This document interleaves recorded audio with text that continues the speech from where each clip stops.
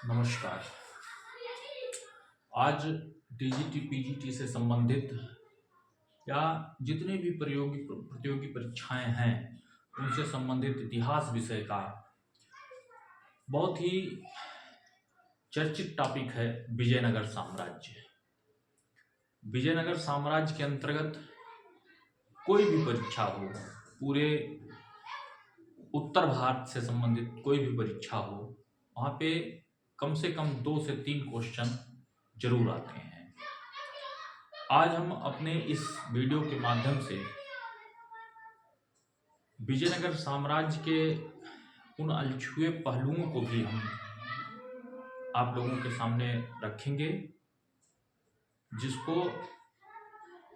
लगभग बहुत कम ही लोग जानते होंगे। जो एनसीईआरटी बेस्ड होगा,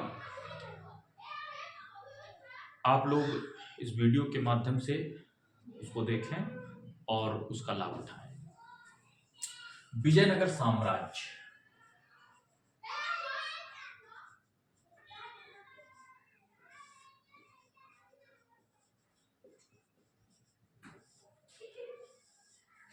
विजयनगर साम्राज्य यह साम्राज्य मध्यकालीन इतिहास का सबसे महत्वपूर्ण साम्राज्य है।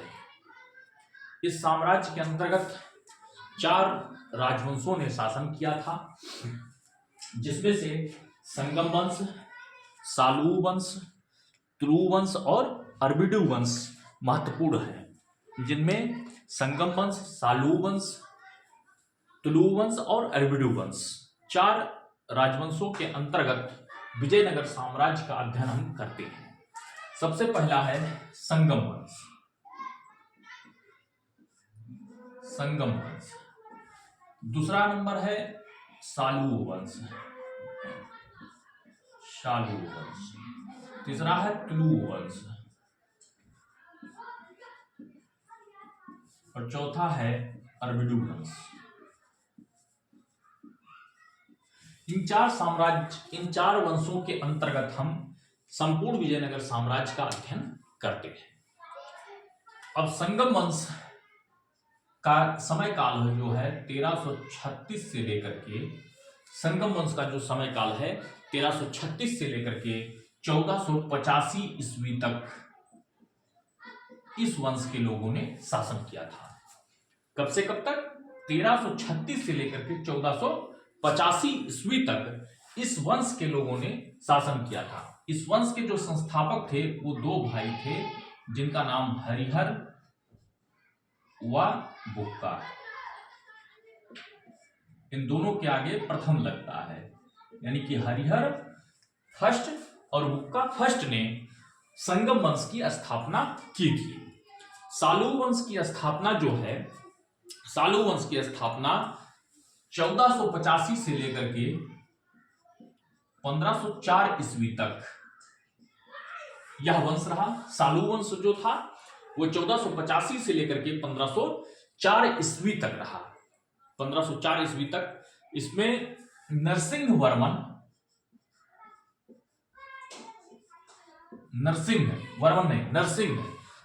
जो था, इसने क्या किया था, इस वंश के अंतिम शासक को मार करके नरसिंह ने सालू वंश की स्थापना की थी। इसे ही इमाड नरसिंह भी कहा जाता है। इसे ही क्या कहा जाता है? इमाड नरसिंह भी कहा जाता है। ठीक है।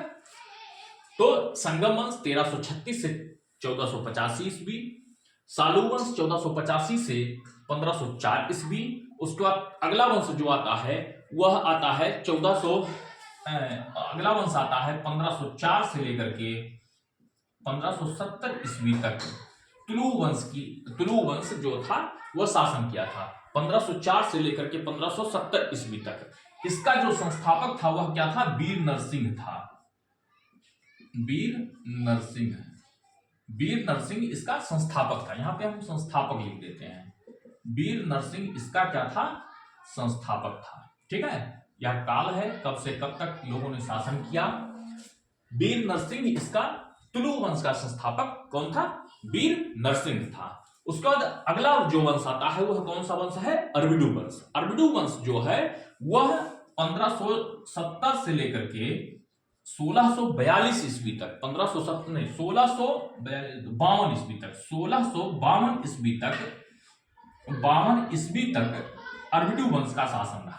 1570 से लेकर के 1652 ईस्वी तक अरबिडू वंश का शासन रहा। इसका जो संस्थापक था वह कौन था? तिरुमल।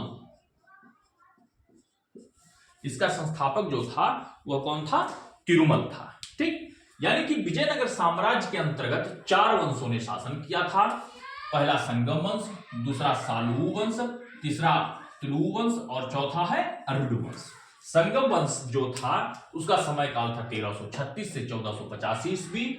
हरिहर व बुक्का फर्स्ट 2 भाइयों ने संगम वंश की स्थापना की थी। अगला है सालुहु वंश। सालुहु वंश 1485 से लेकर के 1504 ईस्वी तक शासन हुआ था इसका। नरसिंह ने इसका स्थापना किया था।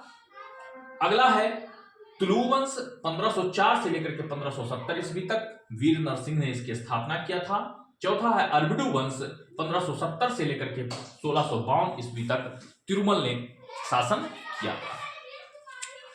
अब इन 4 राजवंशों से संबंधित, ठीक है, अब इनकी राजधानियों को हम देखेंगे कि इनकी राजधानियां कब कब कहां कहां थी।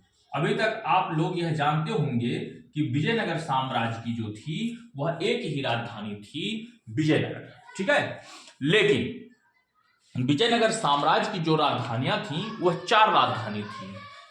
अपने अपने तमाम राजवंशों ने इन राजधानियों की स्थापना किया था। ठीक है, इन राजधानियों की स्थापना किया था। पहला है, दूसरा और तीसरा और चौथा, 4 राजधानियां थी। विजयनगर साम्राज्य की 4 राजधानियां थी। पहली राजधानी जो थी वह अनेगोंडी थी। अनेगोंडी यानी इसको हम मान सकते हैं यह प्रारंभिक राजधानी थी। 1336 ईस्वी में संगम वंश के लोगों ने अनेगोंडी को अपनी राजधानी बनाकर के शासन कार्य शुरू किया था। अनेगोंडी को अपनी राजधानी बनाकर के शासन शुरू किया था। दूसरी राजधानी थी 1342 ईस्वी में विजयनगर। 1342 ईस्वी में। अब यहां पे यह बात है कि 1342 ईस्वी में विजयनगर को राजधानी बनाया जाता है। अब यहां पर हम देखेंगे 1342 ईस्वी में किस वंश का शासन था? संगम वंश का शासन था। 1342 ईस्वी में किस वंश का शासन था? संगम वंश का शासन था। तो यहां पे भी क्या हो जाएगा? वंश क्या हो जाएगा? संगम वंश हो जाएगा। ठीक, अगली जो राजधानी थी, अगली राजधानी पेनगोंडा थी। अगली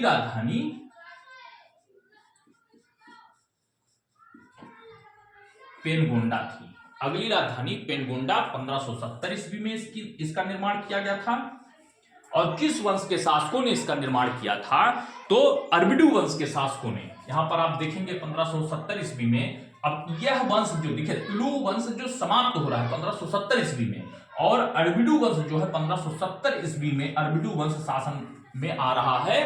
तो अरबिडू वंश ने पेनगोंडी को अपनी राजधानी बना करके शासन प्रारंभ किया था। अरबिडू वंश के लोगों ने 1570 ईस्वी में इसे राजधानी बना करके शासन प्रारंभ किया था।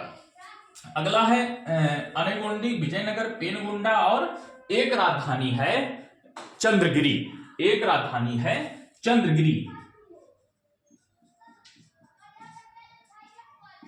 जिसकी स्थापना 1614 ईस्वी में की गई थी। किस वंश के द्वारा? अरबिडू वंश के द्वारा। यानी अरबिडू वंश ने 2 राजधानी परिवर्तित किया और संगम वंश ने 2 राजधानी परिवर्तित किया। ठीक है, पहली राजधानी अनेगोंडी 1336 ईस्वी में संगम वंश के 2 जो राजा थे, हरिहर और बुक्का। हरिहर फर्स्ट ही पहला राजा बना था। हरिहर फर्स्ट ने ही संगम वंश के लिए अनेगोंडी राजधानी निर्धारित किया था 1336 ईस्वी में। दूसरी राजधानी विजयनगर बनती है, जिसे हम्पी भी कहा जाता है। विजयनगर 1342 में संगम वंश के राजा ने विजयनगर राजधानी को बनाया था 1342 ईस्वी में।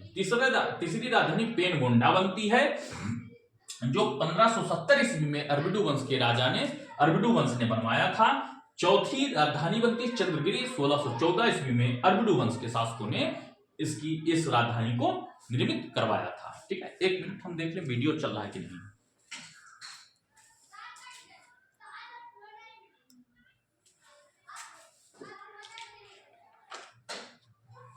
चल रहा है वीडियो, इतना क्लियर है। अब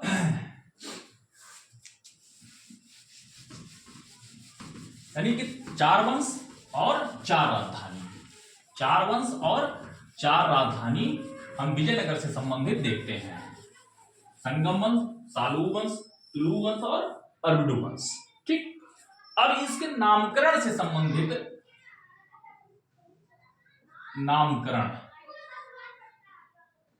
इसका नामकरण क्या क्या था, विदेशी यात्रियों ने इसका नाम क्या क्या रखा, इसके विषय में अभी जल्द ही बीपीएससी में एक क्वेश्चन पूछा था, कर्नाटक साम्राज्य किसे कहा जाता है।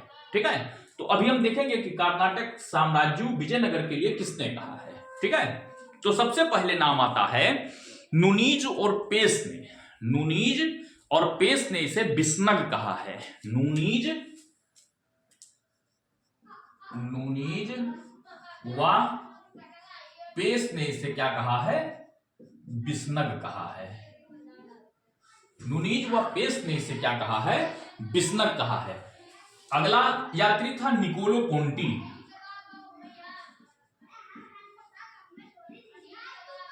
निकोलो कोंटी ने इसे बिस्नग कहा है, विजयन गोलिया कहा है।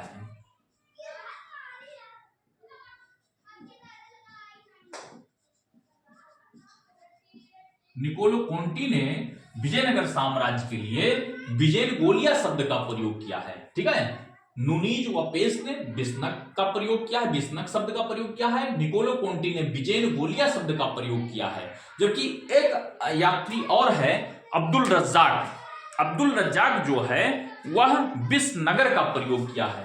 अब्दुल रज्जाक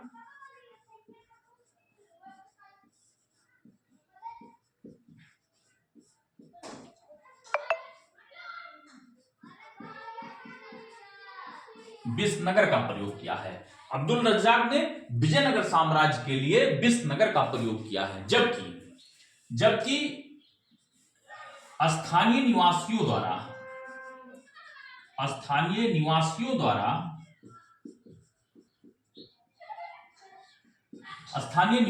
द्वारा कर्नाटक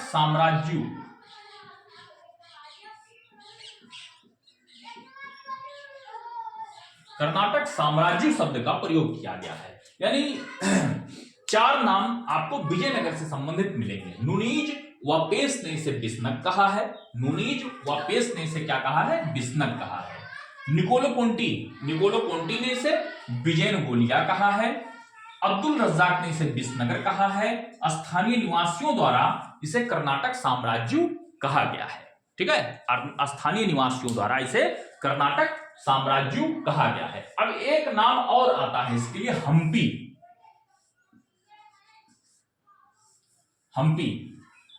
हम्पी जो है वह विजयनगर की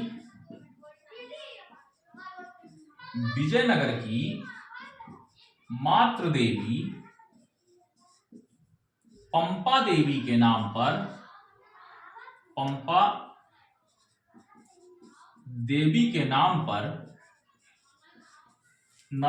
हम्पी नाम रखा गया है।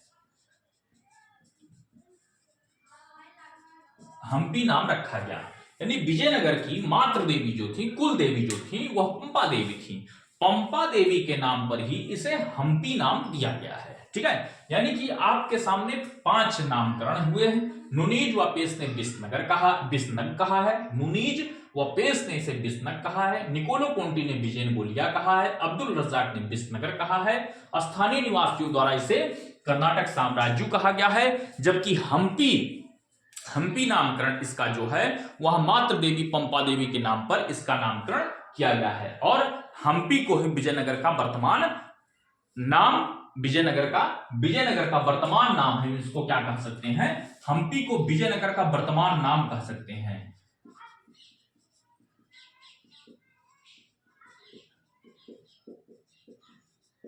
हम्पी जो है वह विजयनगर का वर्तमान नाम है। ठीक है, हम्पी इस समय जो है वह विजयनगर का वर्तमान नाम है। ठीक, यह तथ्य स्पष्ट है। अब आगे नामकरण हो गया।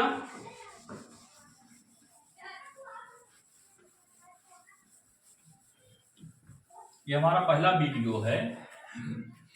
आप लोग इसके नीचे कमेंट करेंगे, बताएंगे कि कैसा रहा हमारा वीडियो।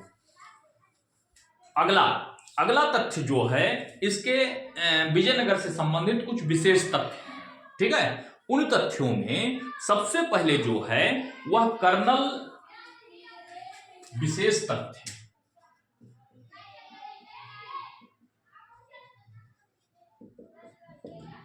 विशेष तथ्य, इससे छोटी परीक्षाओं में यूपीपी इसमें प्रश्न नहीं पूछा जा सकता है, लेकिन बड़ी परीक्षाओं के लिए यहां से प्रश्न अनिवार्य है, यहां से प्रश्न आ सकता है। तो सबसे पहले कर्नल कॉलिन मैकेंजी जो थे 1800 ईस्वी में हम्पी के भग्नावशेषों को खोजा था। 1800 ईस्वी में, पहला तथ्य है 1800 ईस्वी में कर्नल मैकेंजी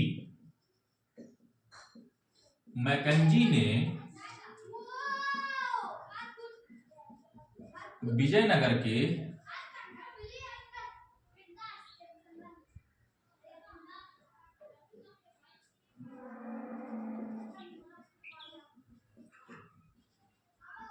भग्नावशेषों को खोजा था।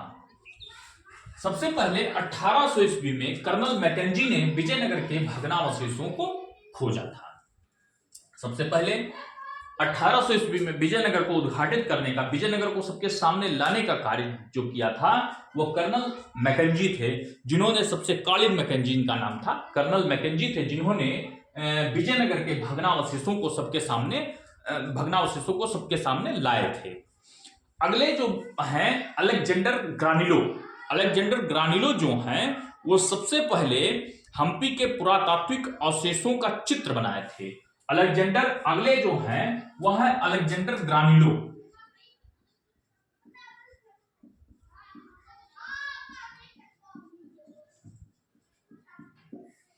अलेक्जेंडर ग्रानिलो ने सर्वप्रथम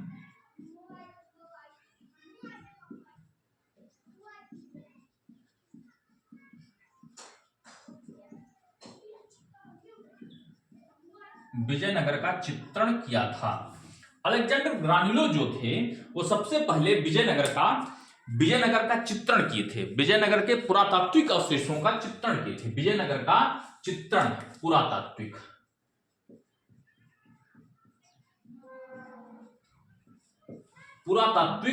अवशेषों का इन्होंने क्या किया था, चित्रण किया था। 1876 ईस्वी में जे.एफ. फ्लीट ने मंदिर की दीवारों का, यहां से प्राप्त जितने भी मंदिर हैं, जे.एफ. फ्लीट ने 1876 ईस्वी में यहां से जितने भी मंदिर हैं उनकी दीवारों पर कुछ ना कुछ लेख लिखे थे।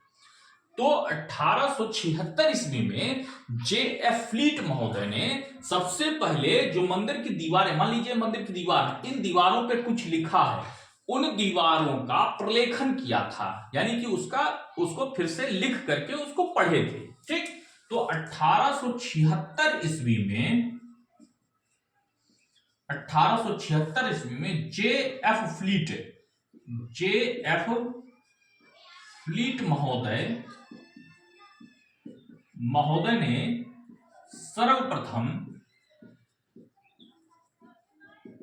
यहां की मंदिर की दीवारों के लेखों का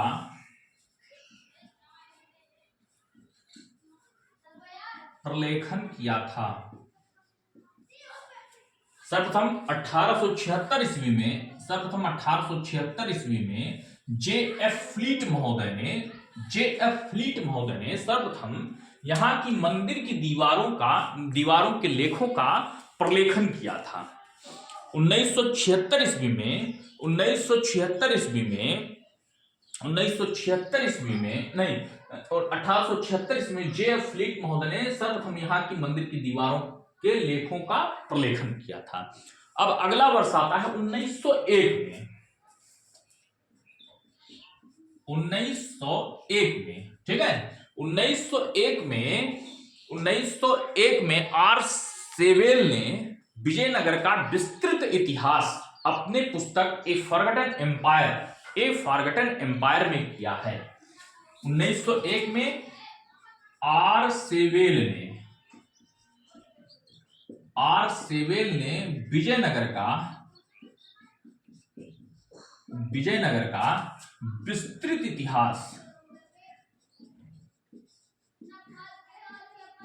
इतिहास अपनी पुस्तक विजयनगर का विस्तृत इतिहास, आर सेवेल ने विजयनगर का विस्तृत इतिहास अपनी पुस्तक ए फॉरगटन एम्पायर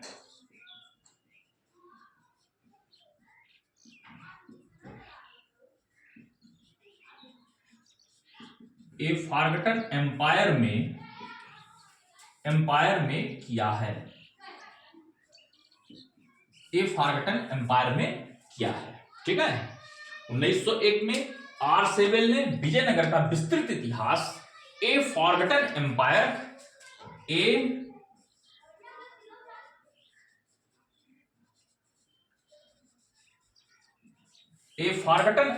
में किया है। ठीक है। तो 1800 ईस्वी में कर्नल मैकेंजी ने विजयनगर के भग्नावशेषों को खोजा।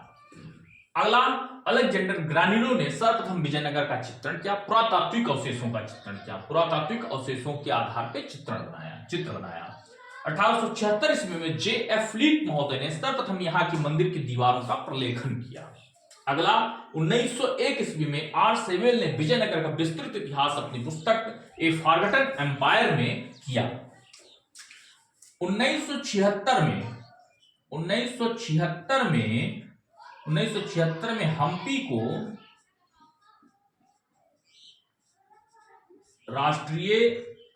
राष्ट्रीय धरोहर हुआ। 1986 में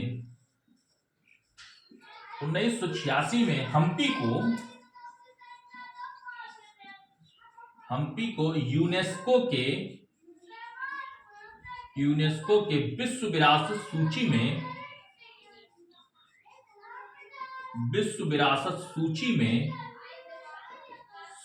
में स्थान दिया गया।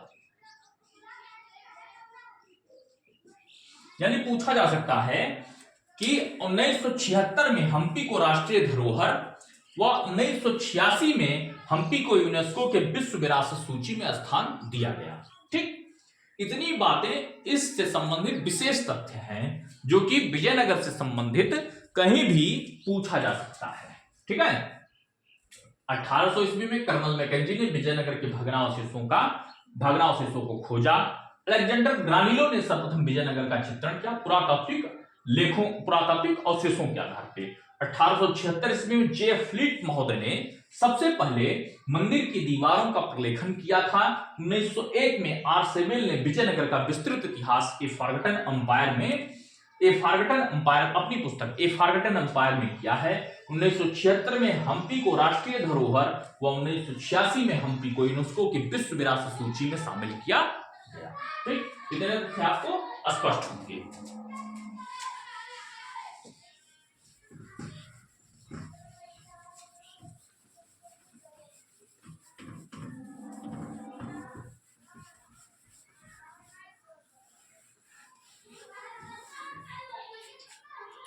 अगला है कि विजयनगर की स्थापना कहां की गई थी। देखिए, यह है आपका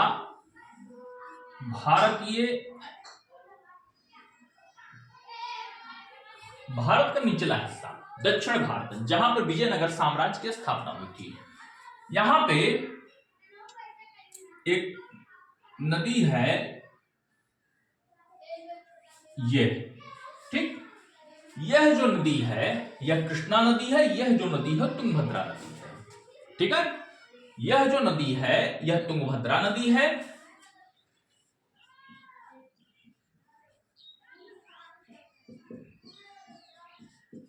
तुंगभद्रा नदी है। यह जो है वह क्या है, कृष्णा नदी है, कृष्णा नदी। इन्हीं दोनों के बीच व इस क्षेत्र को, यह जो क्षेत्र है इसे ही रायचूर दोआब कहा जाता है, रायचूर दोआब, ठीक, इसे ही क्या कहा जाता है, रायचूर दोआब कहा जाता है। अब राजधानी कहां स्थापित की गई थी, तुंगभद्रा नदी के बाएं तट पर, यहां पर विजयनगर साम्राज्य की राजधानी थी, विजयनगर साम्राज्य के राजधानी की स्थापना की गई थी तुंगभद्रा नदी के बाएं तट पर, ठीक है। तुंगभद्रा नदी के बाएं तट पर, नदी के तट पर विजयनगर क्या था, स्थित था। तुंगभद्रा नदी के बाएं तट पर विजयनगर क्या था, स्थित था, ठीक। अगला, विजयनगर की स्थापना ये तो जानते ही हैं, सबसे पहले 1336 ईस्वी में हरिहर व बुक्का नामक दो भाइयों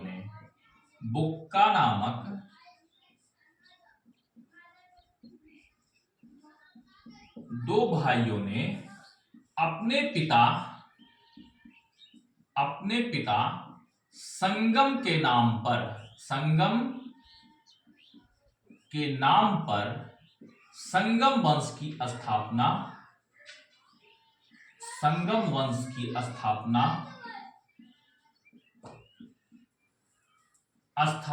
किया था।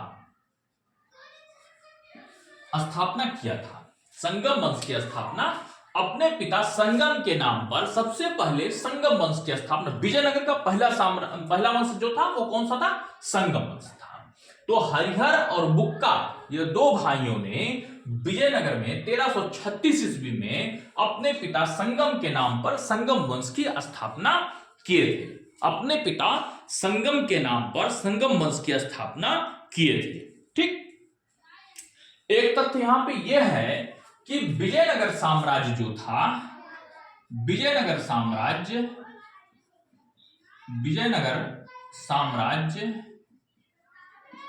सहकारिता मॉडल पर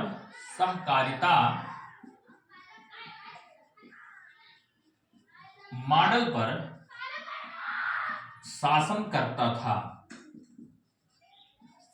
अब इसका क्या मतलब वो आगे अभी आप लोग देखेंगे। सहकारिता का मॉडल मतलब क्या हुआ कि यहां पर एक ही समय में दो राजाओं का शासन होता था। एक मुख्य राजा होता था और एक क्या होता था, उपशासक होता था। सहकारिता का मतलब होता था कि एक ही समय में एक शासक होता था और दूसरा क्या होता था, उपशासक होता था। यही उपशासक बाद में क्या बन जाता था, बाद में शासक बन जाता था। इसकी मृत्यु के बाद, ठीक है। इसकी यह जो मेन शासक की मृत्यु के बाद यह उपशासक जो था वह क्या था, शासक बन जाता था। इसलिए विजयनगर साम्राज्य जो है वह सहकारिता मॉडल पर आधारित एक राजतंत्र था, एक साम्राज्य था, ठीक है। आगे भी आप लोग देखेंगे हरिहर फर्स्ट जब शासन कर रहा था, उसी के साथ ही साथ बुक्का फर्स्ट भी क्या था, उपशासक था। बुक्का फर्स्ट भी शासन कर रहा था। हरिहर फर्स्ट का उतना शासन पर उतना प्रभाव नहीं था जितना कि बुक्का फर्स्ट का शासन पर प्रभाव था। और हरिहर फर्स्ट के काल में जितने भी विजय अभियान किए गए हैं वो लगभग बुक्का प्रथम के ही विजय अभियान थे, ठीक। तो विजयनगर साम्राज्य जो था सहकारिता मॉडल पर शासन करता था।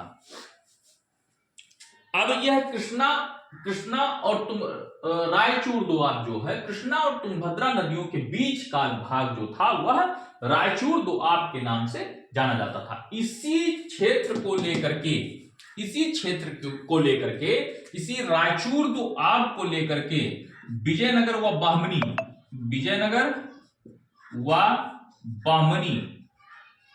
बाहमनी शासकों में संघर्ष होता रहा था।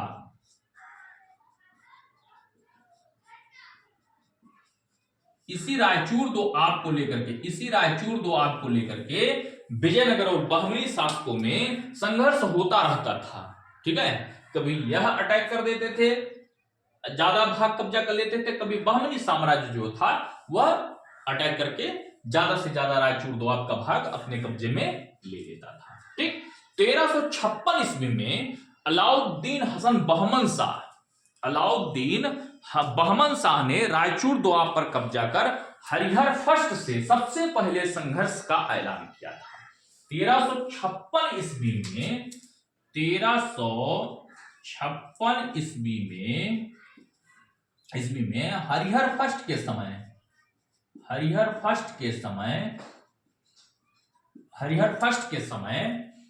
हरिहर फर्स्ट के समय अलाउद्दीन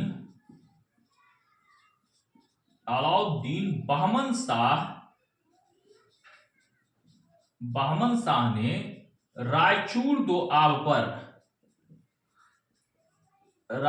दोआब पर आक्रमण कर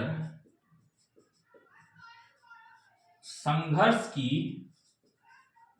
शुरुआत की।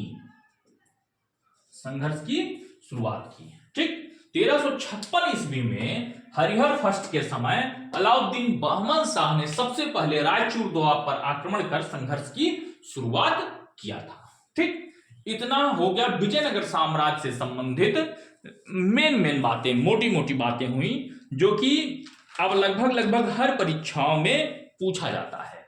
ठीक, अब यहीं पर आप देख लीजिए कि देवराय द्वितीय जो था वह संगम वंश का सबसे महत्वपूर्ण शासक देवराय द्वितीय था, जबकि पूरे विजयनगर साम्राज्य का, यहां पर हम लिख दें इसको,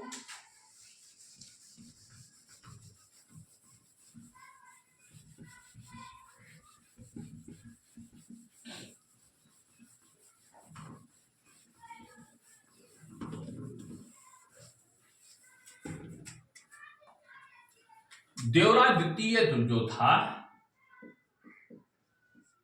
द्वितीय यह संगम वंश का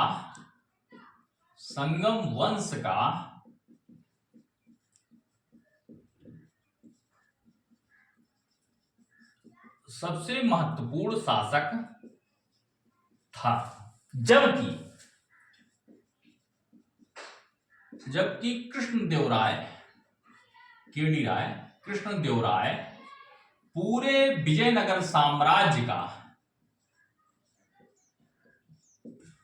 विजयनगर साम्राज्य का सबसे महत्वपूर्ण शासक था।